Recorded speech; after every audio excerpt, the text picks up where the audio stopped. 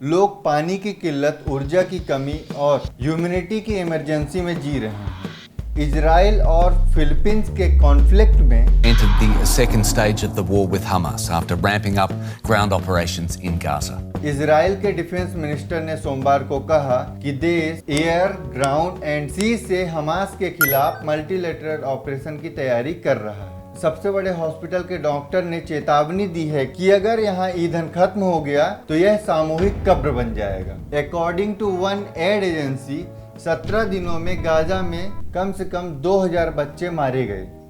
फिलिस्तीन स्वास्थ्य अधिकारियों के अनुसार इजराइल बमबारी में मारे गए 5700 से अधिक लोग हैं। हमास की कस्टडी से रिहा 2 इजरायली हॉस्टेजेस में से एक ने बताया कि उसे उसके किबुत्ज से उठाकर गाजा के एक सुरंग में ले जाया गया। 85 वर्षीय योचेवेद लिप्सिड ने कहा, मैं नरक से गुजरा। इस कॉन्फ्लिक्ट की जड़ें 20वीं सदी के ब्रिटिश साम्राज्य तक जा पहुंचती हैं, जब यहूदी लोग यूरोप से पलायन करके इजराइल में बसने आए। तब वहां के मूल निवासी अरबों और यहूदियों के बीच संघर्ष शुरू हुआ। 1947 में जब संयुक्त राष्ट्र ने 2 राष्ट्रीय समाधान का प्रस्ताव रखा, तब भी दोनों पक्ष संतुष्ट नहीं थे। आज भी जब हम इजराइल और फिलिस्तीन की सीमा और प्रशासन के अधिकार को देखते हैं तो हमें इस संघर्ष की गहराई समझ आती है। लेकिन हमें यह भी याद रखना चाहिए कि इस कॉन्फ्लिक्ट में जो भी परेशान हुआ है वो सबसे ज़्यादा आम लोग हैं, चाहे वो इजरायली हो या फिर फिलिस्तीनी। 7 अक्टूबर 2023 का दिन इजराइल के लिए एक असामान्य दिन था। सुबह के समय गाजा पट्टी से हमास द्वारा इजराइल पर हजारों रॉकेट चलाए गए और उसके सैकड़ों उग्रवादी अलग अलग स्थानों पर बॉर्डर को लांघते हुए इजराइल पर घुसे।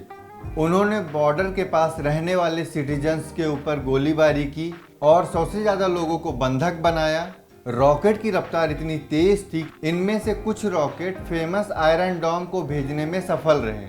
हिस्ट्रिकली 7 अक्टूबर की सुबह को इजराइल के लिए हर एस्पेक्ट से हार के रूप में दर्ज किया जाएगा।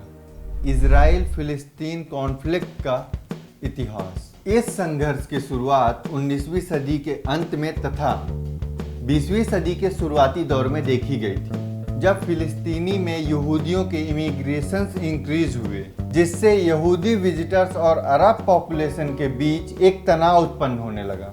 1917 में फर्स्ट वर्ल्ड वॉर के दौरान ब्रिटिश गवर्नमेंट ने वाल 4 डिक्लेरेशन जारी की थी, जिसमें फिलिस्तीन में यहूदी लोगों के लिए नेशनल होम की डिमांड को सपोर्ट किया गया था। सेकेंड वर्ल्ड वॉर के बाद 1947 में यूनाइटेड नेशन ने एक पार्टीशन प्लान का प्रपोजल रखा था, जो फिलिस्तीन को 2 अलग यहूदी और अरब स्टेट में डिवाइड करने का था। लेकिन अरब पॉलिटिशियंस ने इसे रिजेक्ट किया और इसके साथ ही वॉयलेंस भी बढ़ने लगा। 1948 में इजराइल ने अपने फ्रीडम की अनाउंसमेंट कर दी, जिससे पड़ोसी अरब स्टेट के साथ उसका युद्ध शुरू हो गया। इस कॉन्फ्लिक्ट का रिजल्ट हजारों फिलिस्तीनियों का डिस्प्लेसमेंट था, जिसने फ्यूचर के तनाव की नींव रखी। आरंभिक संबंध और हमास का उदय।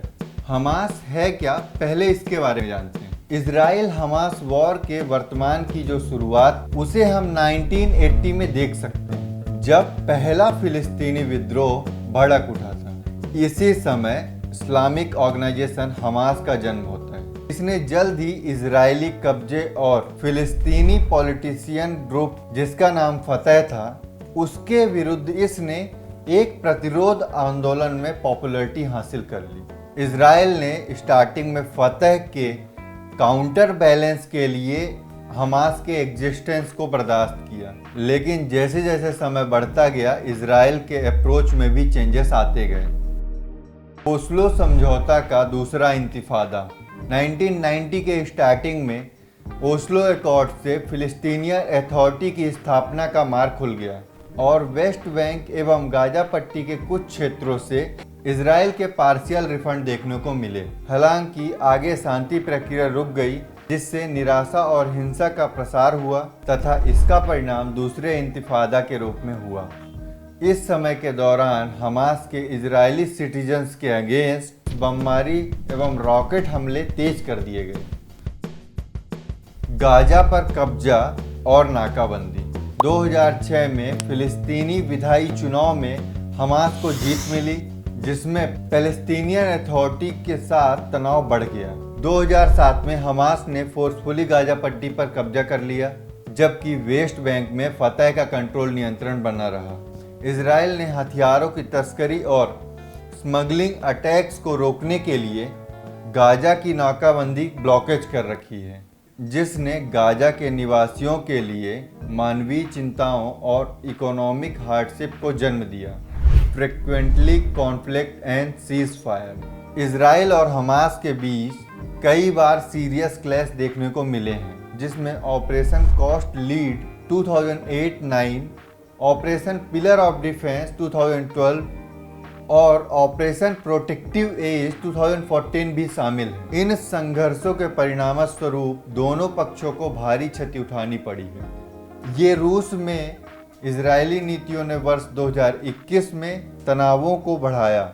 हमास ने यरूशलेम और अन्य इजरायली शहरों पर रॉकेट दागे, जबकि इजराइल ने गाजा पर हवाई हमले किए। इन कार्रवाइयों में 250 फिलिस्तीनी और 12 इजरायली मारे गए। अमेरिका और अन्य अंतर्राष्ट्रीय अभिकर्ताओं के समर्थनों से मिस्र के द्वारा दोनों पक्षों के बीच युद्ध विराम कराया गया। वर्तमान में जारी इजराइल और हमास संघर्ष। इस कॉन्फ्लिक्ट का आरंभ 7 अक्टूबर 2023 को हुआ, जब हमास ने अचानक इजराइल पर अटैक कर दिया।